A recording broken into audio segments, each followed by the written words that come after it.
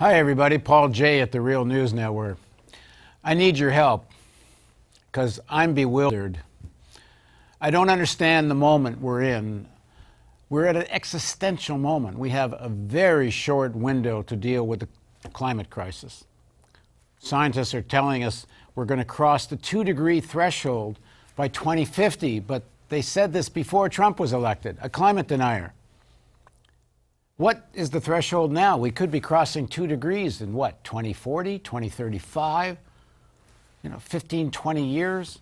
We're already on the path to this.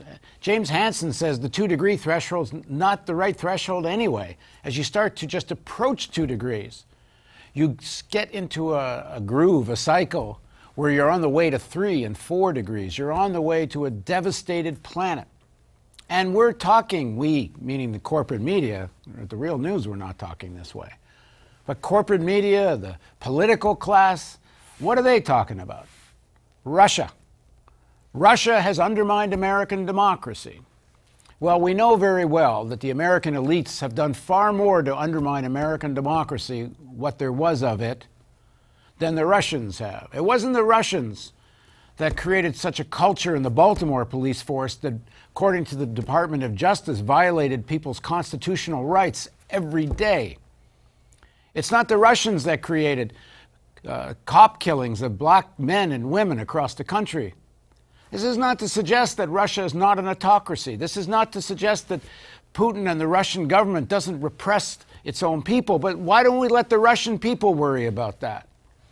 How about we worry about the political repression and the lack of democracy that comes out of the American political economic system? Well, we talk this way at the Real News because we have independent financing. And we don't merge. We don't merge with sections of the Democratic Party. We certainly don't merge with the Republican Party. We go where we think the best interests of the majority of people are, and we try to provide analysis and news and facts that serves the best interests of the majority of people. It's an independent stand. It's often not a popular stand. But we can't do any of this without your support. The economic model depends on people clicking that donate button. And if you're watching and not donating, don't expect us to be here for very long.